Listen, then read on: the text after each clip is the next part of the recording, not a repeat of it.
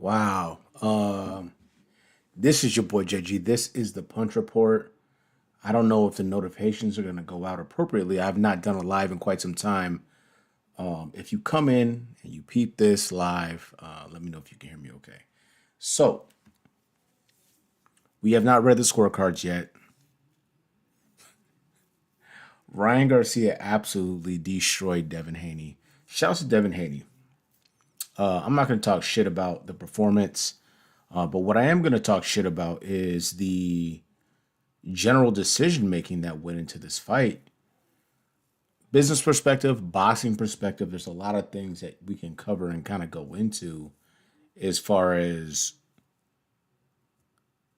what transpired in this fight, what made this fight go the way that it went.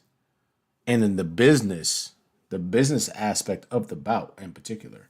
And I think one of the things I got to do is I got to do more lives because in the edited videos, you're trying to send a certain message. But in this video, we get to talk very candidly about Ryan Garcia walking through Devin Haney like he wasn't even on the level. And there's a lot of reasons why that happened. It's not really about excuse making. I did two videos breaking this fight down. I did one several weeks ago, and my prediction was both fighters whole and healthy that Devin would win wide. He would not have enough power to do anything with Ryan Garcia from a stoppage perspective, but he would win wide. But I have my notes right here still. They're attached to my desktop. And I said the keys to victory for Ryan Garcia, which were in that first breakdown, were his speed, his power, combination punching, and being mildly responsible defensively. And he did that at a high level. Devin Haney at 140 pounds, and I got some pushback on this on the breakdown video. I said the power will not carry to 140. The power for Devin Haney will not carry to 140. And that doesn't take away from his talent, skill, and ability. We know he's a tremendous boxer from that perspective, but I'm getting ahead of myself, but I want to make this point. When Ryan Garcia missed weight by 3.5 pounds, I said this in a video that I posted today. That's a big number. That's a really, really big number to miss weight in boxing or MMA as a professional prize fighter. It was going to lend to significant weight and size advantage. The speed and power already went to Ryan Garcia. Now he can be in medium shape and super overweight. And Devin Haney, he looking like, Skeletor with the baby fro and the little dusty beard. That was going to spell disaster. That was going to happen. I'm not going to sit here and tell you that I anticipated that the fight would go this way where Ryan Garcia would just cook Devin Haney. But what I would say is it's a perfect storm, to be perfectly honest. You have a guy that's overweight, big and strong, healthy, full. He drank a beer on the scale, so you already know he's feeling good, right? And then you have Devin Haney coming up to 140. He wasn't stopping anybody at 35. He didn't stop Kambosos. Obviously, I had him losing to Lomachenko. He didn't stop Jojo Diaz. He didn't stop Jorge Linares, who Loma stopped. I didn't see him getting stoppages at 140. I know he dropped Regis Prograis, correct? But Regis was never really hurt. He got caught by a really great shot. Now you're going up to 140, and Ryan Garcia has power for it. Like, it's okay. Like, you like him, you don't like him, that's fine. It's okay. But he has tremendous speed. His technique is very questionable, that being Ryan Garcia. But the one thing he can do is he can punch. He can punch really well. Oscar Duarte's stoppage, if you go take a look at that fight, the shot was a temple shot, I believe, and it wasn't even that clean. And he was able to get that done. This fight had all the makings of a potential upset. The one thing that ends up making a fighter like Devin Haney, under these circumstances and situations, special is we know what's being asked of you, what's going to be asked of you. We understand that and we know that. You took, oh, he's overweight, I'll do the fight. He wants a bigger split, I'll do the fight. Right? We talk about and or have conversations when it comes to oh, Floyd Mayweather era is over, blah, blah, blah, whatever. I think in this day and age in the sport of boxing, it's really, really a great idea to just arrive at the place first before making certain proclamations, especially when you're making proclamations about guys who are at the height of the sport. These are individuals who've already been 19-time world champions and shit like that. I understand the position that you take from the perspective of promoting a fighter, promoting yourself. In the case of Bill Haney and Devin Haney, promoting your son. But at some point in time, we have to be realistic about how we evaluate certain situations. Devin Haney absolutely got cooked tonight. That's fine. You know what's crazy? You know what's crazy? One of the things I think is kind of fascinating about this fight this evening is I just got off Twitter and the ref is catching a lot of heat for how that was officiated. And I kind of agree. You could have saw scenarios where if he wasn't stepping in, you could get a stoppage in that particular bout for Ryan Garcia over Devin Haney. However, he did. And the thing of it is this. Devin Haney has been a part of the DAZN family for quite some time, made a lot of money there. This fight was hosted by DAZN. And unfortunately, in the sport of boxing, let's not pretend, there are certain conversations that get had as far as fighters getting favors and blah, blah, blah, whatever the case may be. One of the things that I appreciate about this fight, even though I think it's a complete mockery, is that despite the additional help or bonuses or whatever the case may be that were delivered or accepted by officiating, Ryan Garcia, once he realized that Devin Haney can't really do shit with me, I'm going to execute on this. Now, I got a question earlier, and it was a good question. When Ryan Garcia missed weight, 3.2 pounds, 3.3 pounds, whatever the number was, could Devin Haney have backed out? Absolutely. Absolutely. And quite honestly, considering everything that had happened around Ryan Garcia and the confidence that he had in missing weight, getting on the scale with his beer, shout out to his beer, IPA probably, something heavy, something weighty. Despite how Ryan handled himself, they decided to take that bout and do their thing. But Ryan Garcia has demonstrated over the course of the last 8 weeks that he's not a normal human being. And he came out with a game plan that was a bit peculiar, unpredictable. He had the durability, the size, speed, power advantage over Devin Haney, who I said could win this fight by decision, and that was my choice. But as I mentioned before, what are the keys to victory for Ryan Garcia? He checked every single box in this fight. The notes are still right here attached to the bottom of my desktop. Ryan Garcia's speed, power, combination punching, and relatively responsible defense. Don't do dumb shit like you did against Oscar Duarte, and don't overcommit like you did against Gervonta Tank Davis. Right? Speaking of Gervonta Tank Davis, that is one hell of a segue. I dropped a video earlier this evening, and I talked about, shout out to you, G. I'm so happy you're here. Shout out to my mans, Yoel. Man, it's a long time, I definitely haven't been on my job. I'm glad to see you in here, and absolutely, that was nuts. And in the video that I put out earlier, essentially what I was trying to communicate was just winning regular for Devin Haney wasn't going to be enough. Him winning regular would be similar to the position that he's in now, but I could have never anticipated that it would go this fucked up for Devin Haney. What's crazy for Ryan Garcia is if he had just a little bit more discipline, he could have put himself in a position to be eligible for the belt, the strap, the green belt, WBC, 140 pounds.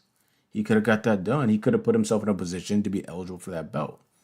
But he went a different route. But going back to the video from this afternoon and going back to Devin Haney in the position that he's put himself in.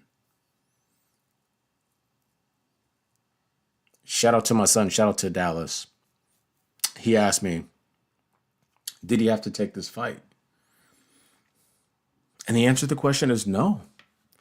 And I'm not interested in, oh, well, you got to fight cats that are overweight and not prepared and do all this extra shit.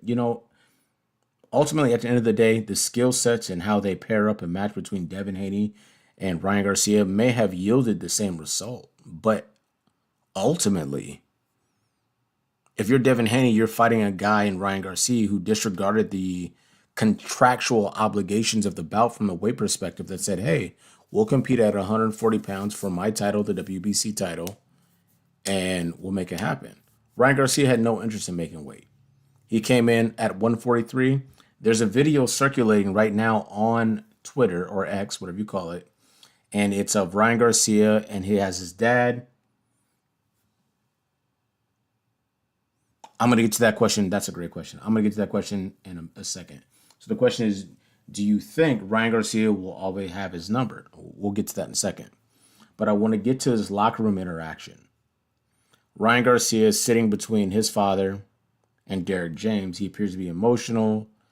He's smashing his glove together. It could be something that's preparatory in nature. He's getting ready for his opportunity.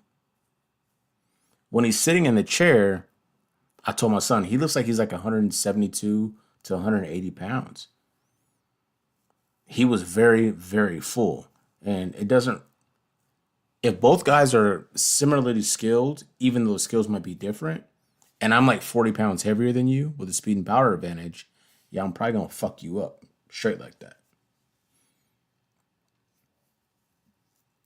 I think Ryan Garcia, to answer this, Yoel, to answer the question, I think Ryan Garcia has very unique skills and abilities, right? He's not the most polished fighter. And I think a guy with just a little more power, discipline, and patience than Devin Haney can handle Ryan Garcia. That's not a discredit to him. I just think that Ryan Garcia has very amateuristic capabilities and attributes. Devin Haney's big issue is above 130 pounds, he can't stop anybody. No one respects his power. So even if he's a superior boxer / fighter, well, okay, I'll take a jab or two, a sweeping right hand, maybe some work to the body to get my power off because I'm a big puncher. And so whether it's Ryan Garcia or Subriel Matisse or Teofimo Lopez, who has good punching power, if you have right in your lead hand against Devin and have mildly decent defense and power, you can beat Devin Haney because he can't keep guys off of him. That's the reality of the situation. You couple that with a guy being 30 or 40 pounds heavier than you and probably a crazy person. Shout out to Ryan Garcia. Hey, if you see this video, Ryan, I mean crazy in the most respectful way possible. If I was going to try to orate that in a better way, an individual who has demonstrated over the course of 8 weeks that he's willing to do whatever is necessary in order to achieve an objective from a very obscure and unusual perspective. That's what I would say or go with. So once the individual like that gets in the squared circle, I'm of the opinion that Ryan Garcia will come forward and get himself hurt or knocked out to prove a point.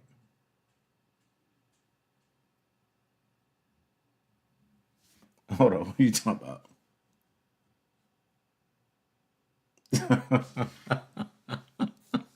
Absolutely. But for all 5 people that are listening in right now, if you had an opportunity to take, because I'm going to be honest with you, I caught the fight on the highlights because I feel like the lead up and everything that happened, you know what? I just caught myself slipping. Let me tell you one thing I did not enjoy about the lead up to this fight. Ryan Garcia had been consistently crazy the entire time, right? Devin Haney started down that road and then backed off of it. Then kind of flirted with it again and then backed off of it. And the reason why I have an issue with that is it demonstrates that the crazy shit that Oh, I'm gonna address this comment first. Fight was kind of amateur though, absolutely 100%. If you get past round 6 or 7, you have Ryan Garcia doing the classic patented, Ryan Garcia defense, where he's turning away from the opposition, which you do on your first or second day of sparring on Thursdays and Fridays in the gym that you go to, and then Devin Haney trying to punch him and take advantage of it.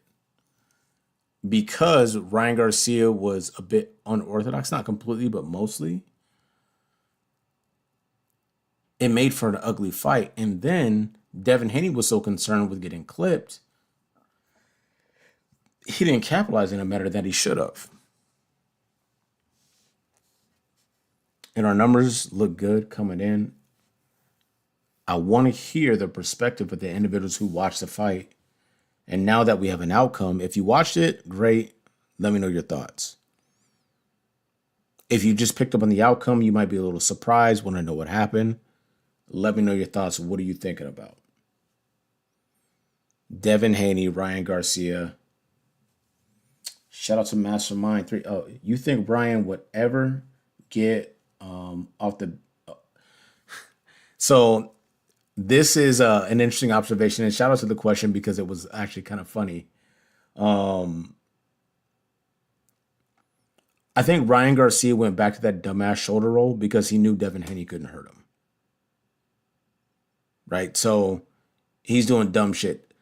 If I go back and rewatch Tank Davis, Ryan Garcia, I know Ryan Garcia came out very aggressive, but defensively it was pretty much high guard, shell kind of style and trying to peek through and counter Tank's counters. But I think if you're a guy like Devin Haney who can't hurt Ryan Garcia, then yeah, he could do dumb shit like the Philly shell. And shout out to Derek James. If I would go to Derek James like, wow, I'm Derek James right now. Peep this. I'm Derek James. Ryan, wow, we did a great job. We beat Oscar Duarte. That was weird. We tightened up and missed weight for Devin Haney, but we implemented the game plan and it worked out. Now, I'm beefing with Arrow right now and I have a lot of stuff going on, but I can't do this shit with you right now. You drinking beers on the scale, you got porn stars and all this extra stuff. I gotta get up out of here. If I'm Derek James, that's the speech I'm gonna have with Ryan Garcia. Shout out to Ryan Garcia. But take a look at my man Gregory. I was 1,000,000,000% sure Devin was gonna win. I've never seen him look that bad. I think fatigue set in for sure. Ryan too heavy. I personally think that he wasn't at his best. So shout out to my man Gregory. Shout out to my man Mastermind. I want to cover this because it's a conversation that I had doing a breakdown of the Devin Haney Regis Prograde fight. I said when Devin went up to 140, he looked a little bit slow in my opinion. I favored the weight cut of Devin Haney for this fight because he dominated Regis Prograde, but I feel like he looked crazy a little bit. He looked bad in the fight. He looked slow. He looked crispy. I mean, if you guys want to know about Devin Haney at the height of his powers, that's not to say that he's not there or won't be back there. But even though he gets hurt in this fight against Linares, go back and look at that fight at 135. Devin Haney is very primed at that fight. And you see a rematch between two crazies with power, Tio and Garcia. That's an interesting fight, but I think Teofimo Lopez is more sensational than Devin Garcia. Or Devin Garcia. Shout out to Devin Garcia, fake made-up brother, Devin Haney. Teofimo Lopez is more sensational than a Devin Haney. And definitely, obviously, has way more power. Shout out to Ryan Garcia. I'm not going to discount that left hook anymore. But what I would say is, I'd have Teofimo Lopez plus 300 against Ryan Garcia right now at 140 pounds. Because I think he can just do more offensively when Ryan Garcia is just trying to get to what he knows he can do, which sounds foolish, but I think you understand the general point. Teofimo Lopez, yeah, I'd take him minus 300 over Ryan Garcia right now. And I'm glad we get to have the conversation because you got to think about it. If you just got into the chat, if you just got into the stream, you're wondering what the discussion is. Teofimo, shout out to Teofimo. Ryan Garcia just walked through Devin Haney like he wasn't real. Former undisputed world champion, 135 pounds. Current 140-pound WBC champion. And it's one of the scenarios that I gotta be honest about where we think about, I'm not calling any professional prize fighter a bitch, but Devin Haney, you're looking at a guy who was never committed to making 140, who has unique and dangerous attributes, and you decide to take that fight. Did your thing, came in shape, made weight. But I think sometimes you got to just upset the apple cart a little bit. And the crazy thing is, let me go back and see who said that because it was so true. Yoel, the fight didn't look good. It was a very amateurish fight, and there's a shit ton of clinching. It wasn't what anybody was really checking for like that.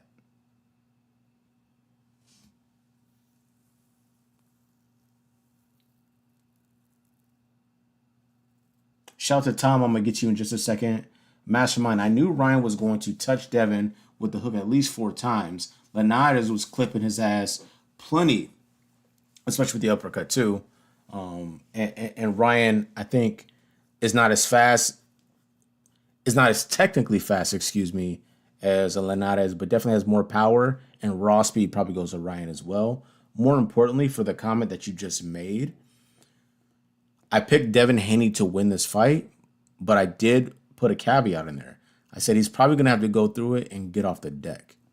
What I did not anticipate is missing the weight and then Ryan Garcia being massive. I put a video out this afternoon, and I said that this is probably a mistake for Devin Haney to have taken this fight because Ryan Garcia made it really messy and unsellable, then came in overweight.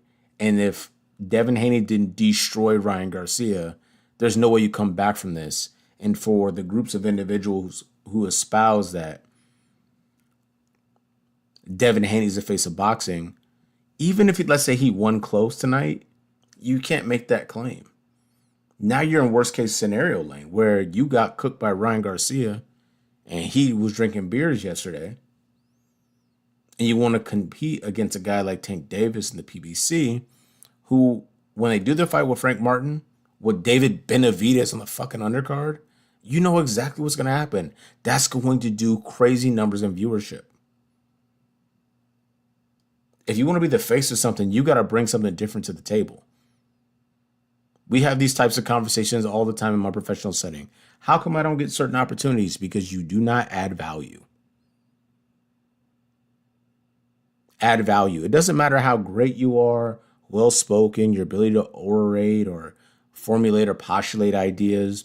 Devin Haney, despite the loss tonight, let's say he won, what value are you adding for the consumer buying the product?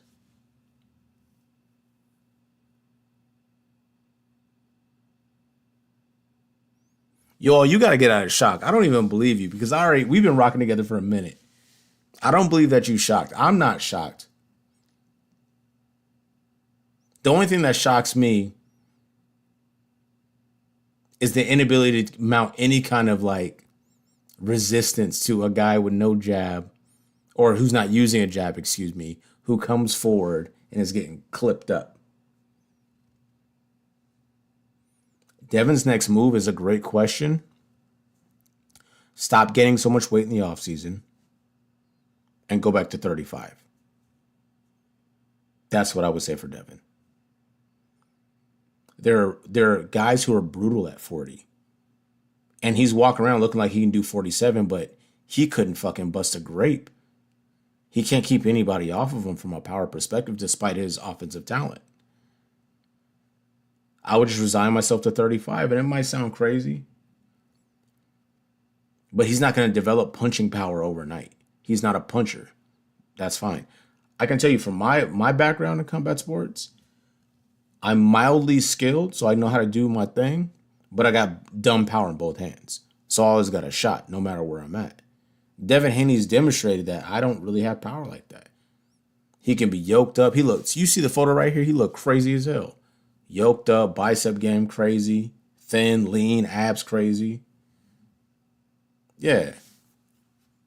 Don't mean you can crack. You got Ryan Garcia. He got the slight muffin top with dumb power.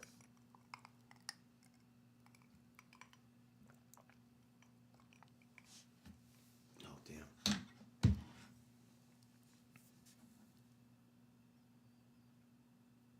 It's crazy how many holes Garcia has and is bailed out by his left hook. Suspect D, lack of head movement, slow footwork, no feints. Tom, I got to give you so much love. And I want to go over to, because I still have my notes. I'm going to take this little sticky off so you know I'm not lying. From the video I did a couple weeks ago, you can't read my handwriting because it's fucked up. But I still have my notes right here. And I want to get into your comment with these notes I still have on here. I said keys to victory for Devin Haney, the jab, which went away after he got clipped up. Timing, being able to assess, get out of the way of the left hook and then counter. This is something he did against Linares. I mean, it is what it is. Even though he got clipped in the 10th, I believe. The footwork was not there. His stance was super wide. And he became essentially, almost if not exclusively, a sitting duck for Ryan Garcia. And this last one is pretty crucial. Body work with caution. Don't get too far out in front with your lead foot and hand, have poor backside or right hand discipline, and get clipped with shots that are sweeping in nature. Ryan Garcia, despite his holes, to your point, Tom, said, well, okay, I have some holes in my game. There's areas where I'm not that great. But here's what I'm going to do. I'm going to lean heavily on the things I know I do well. And I'm going to sell out on those things.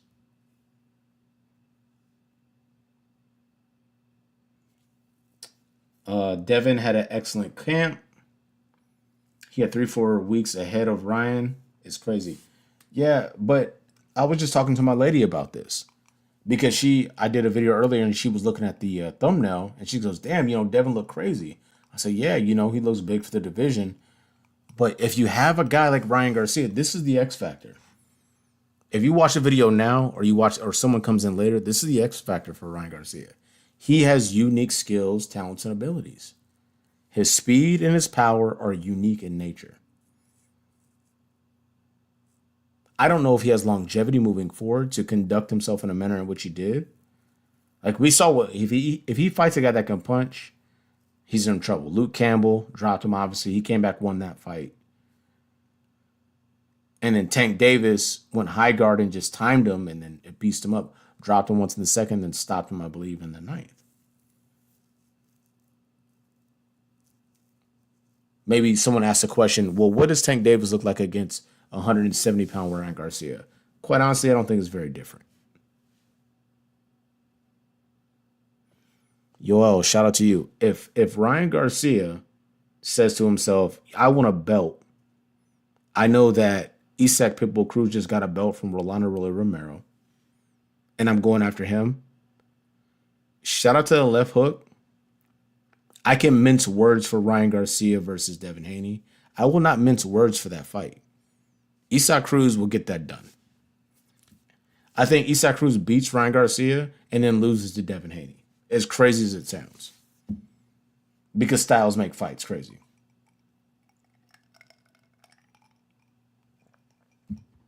I really feel that way.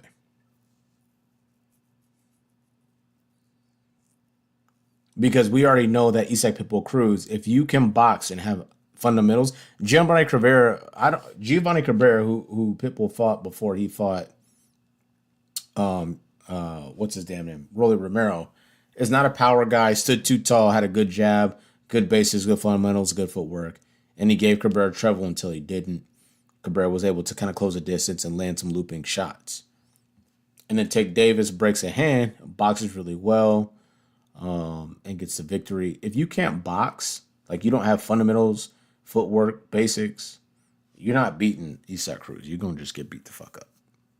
Shout out to Magdaleno. He didn't even have a chance. Who do you see as the next opponent for Garcia and Haney providing the rematch is skipped? This Uh, Tom, you got to come back more often because you ask a lot of great questions. If Ryan Garcia and Devin Haney rematch, I'll throw my computer into the bathtub with me in it. I don't want to see that again. I don't ever need to see that again. The only way I would watch that fight if it was hard and fast at 140 for the now vacant belt. Oh, does anybody know? Does anybody know how that works? So Garcia was not eligible to win the belt. So is Haney still a champ at 140, or is the belt vacant? I think the belt's vacant. Somebody's got to know more than me. Garcia won the fight. Haney was a champion, but Garcia was overweight, so he was not eligible for the belt. So is Haney still the champion at 140, or is the belt vacant? Because the belt is vacant is crazy. Oh, he said he's still the champion. If you're in the chat right now, or if you're in the stream right now, we're just asking a question about the status of the WBC belt. Okay, he's still the champ. If you're Devin Haney, are you proud of that? I mean, I guess you are because you did your thing. You made weight like you're supposed to. So you were responsible and you made weight, right? And you just got punched around by Ryan Garcia. He was 175 fucking pounds. Excuse my language. I'm not supposed to talk that crazy on here. That is wild. Okay, cool. So moving on in the chat. What is next for Ryan Garcia? He doesn't have a belt, but he just lumped up undefeated, former undisputed champion Devin Haney. At 140 pounds, look, I'm going to say some shit that people are not going to like. How about he goes and he does that little Rolly fight? The Rolando Rolly Romero fight for Ryan Garcia right now. Rolly just lost. Ryan Garcia just missed weight. Do that. Talk crazy. It'll do like 600 buys. I think it'll do 600, 550,000 buys. Way more than this fight with Devin Haney. Ryan Garcia will then defeat Rolando Rolly Romero, sending him into the shadow realm. And then he has to start fighting real guys. Shouts out, Haney is still young. He can learn from his mistake, but it doesn't change the fact that he has pillow fists, which can only get him so far. And that's a great point, right? So a comp to this is, in my opinion, Vasily Lomachenko, who Devin Haney was in a bout with that was close and competitive. I had Loma winning, but shout out to the judges that went with Devin Haney. Loma is so good and so technical and so special, but he's so small. As he climbed the ladder, 30, 35, I don't think he ever campaigned at 40. The reality of the situation was, if the skills were close, even a guy like Devin Haney can keep you off of him because you're really small. And so to your point, that Loma lost that whole shout out to you. But to your point, when I think about Devin Haney, him at 140 makes me nervous, and he proved that tonight. Him going up to 47, I mean, he's a big guy and it looks like the weight class or the weight cut down to 40 is significant to him. But if you're Devin Haney and you can't keep people off of you, that's crazy. I'm not going to look this up. I'm not even going to send you guys to look it up. I saw this today on YouTube Shorts, and it was absolutely fucking mind-numbing.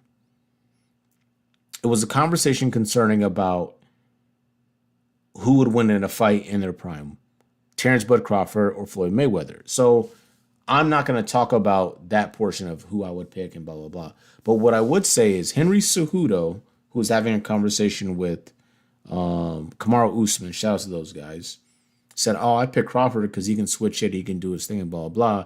And then he had the nerve to say Floyd Mayweather just didn't have that pop to keep people off of him. Now, I'm going to end this stream right now. If someone says, oh, I agree with Henry Cejudo, Floyd Mayweather could not keep people off of him. Tell me you haven't seen Floyd fight without telling me you haven't seen Floyd fight. Absolutely fucking wild.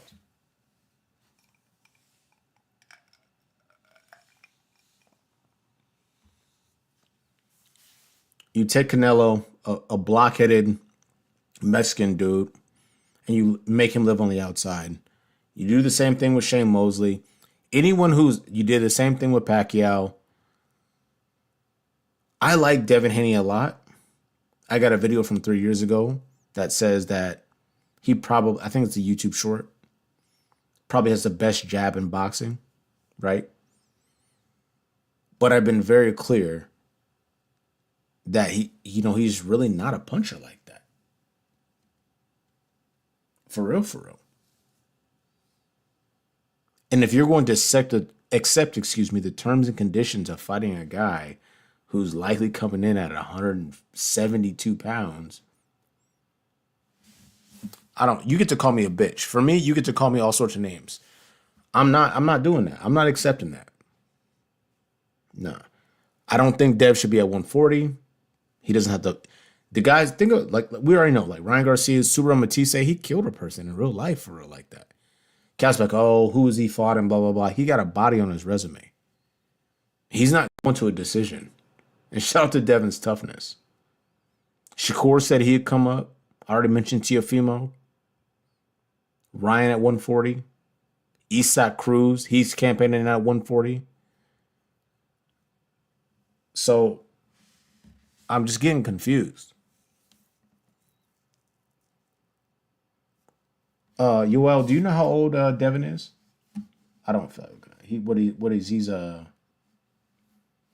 22, 23? No, he's older than that. Anybody in the chat, how old's Devin? 24?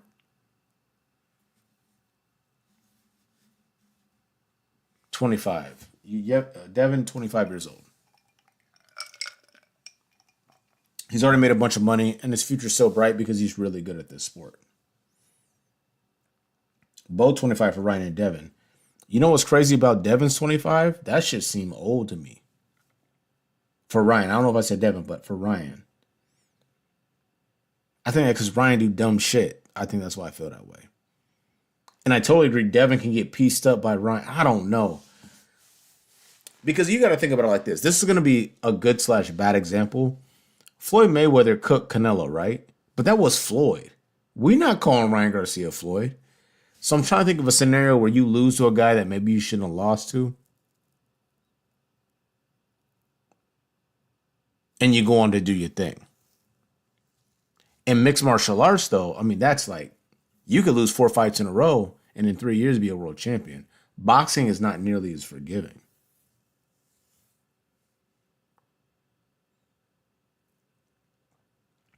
I think the next thing for Devin, he might have to look at entertaining the fact of going down to 135. And all that would really mean is he can't get up to 181 in his offseason. Full ass face, looking brolic and crazy. He got to keep it tight.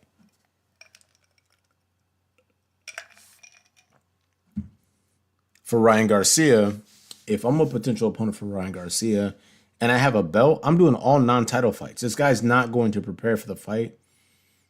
He's not going to make 140. So if you're any of the champs at 140, you have an opportunity to make a little bit of money and not put your belt on the line. Straight like that. Because Ryan Garcia is going to drink a beer on the scale. Straight like that. It is what it is.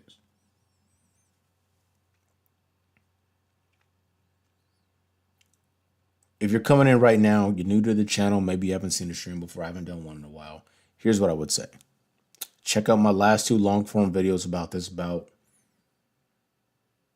We definitely don't do a lot of missing. I would say that I had Devin Haney winning this fight, but I broke down both sides of how each fighter can get it done. Ryan Garcia conveniently checked all the boxes. Utilized his speed, his power, his ability to punch in combinations, and not have absolutely horrible defense. The aesthetic of the fight, a business perspective, was not super great. The undercard was trash. Shout out to those guys. I don't want to disrespect fighters because, yeah, Tank is right in his hands. I think you'll have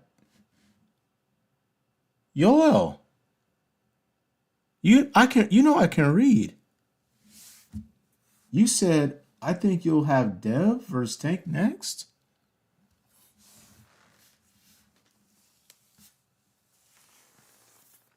I need to know I need to know what you're doing tomorrow morning. Because I'm about to go to bed, but you saying crazy shit this evening. Let me tell you why that fight won't happen. No money. Devin Haney goes out. See my last video. See the last video I put up. Devin Haney goes out here and destroys Ryan Garcia. Then you see Tank Davis after Frank Martin. But you get punched around the ring and get dropped 32 times by Ryan Garcia, a dude that Tank Davis stops. You'll see that fight at a fucking charity event. Straight like that. Now that's the question. That is the question. I think that I know that Teofimo just got an opponent. I'm not gonna look who it is. Okay, so damn, you guys are gonna keep me on here forever. So how do we define a boogeyman though? A guy who we know is talented. We don't have to. He doesn't have to be a challenger. It's just a guy that we know it's a problem. You might beat him, but you got to go through it to beat him.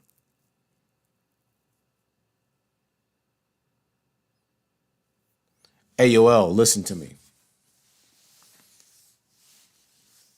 I don't know if Dev could beat me at 140. I can crack.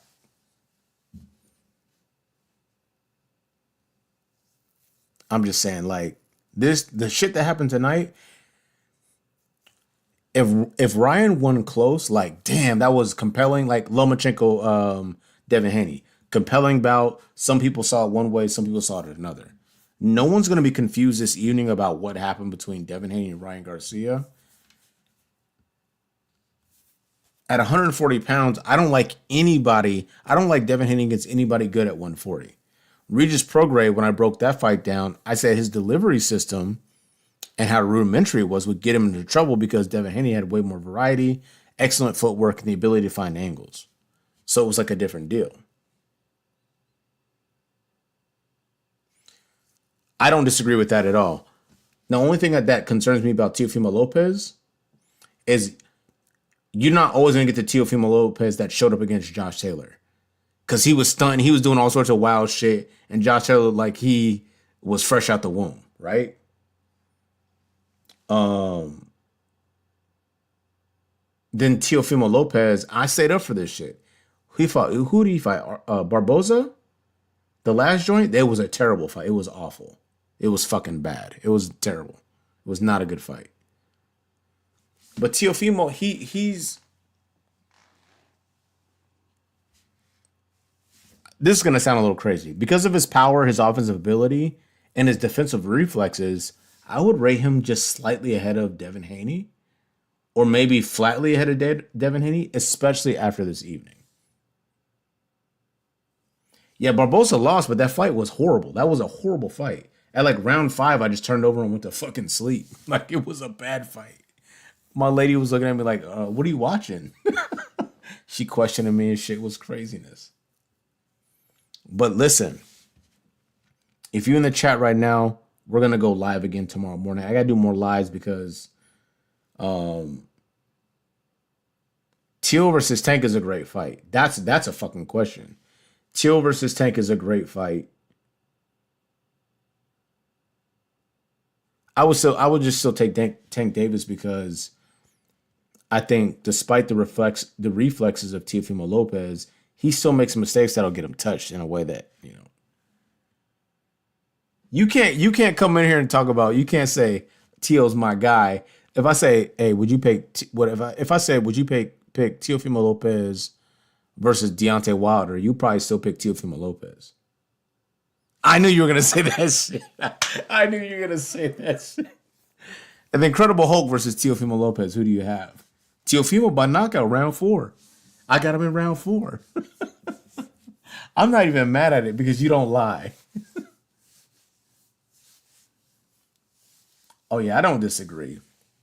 But here's what I would say. I don't think Teo would do it because Teo's a showman. I would never call Teofimo Lopez no bitch.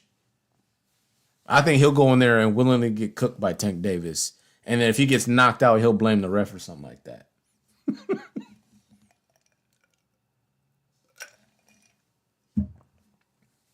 But listen, come back tomorrow morning. I'm gonna jump off out of here. For those of you who come later after the stream is over, Ryan Garcia embarrassed Devin Haney tonight. My chat let me know that Devin Haney's still a champ with the WBC at 140 pounds. That's just kind of wild to me. I don't know. That's wild. But you guys be safe. Take care. We'll be back tomorrow morning. You guys have a good one. We out.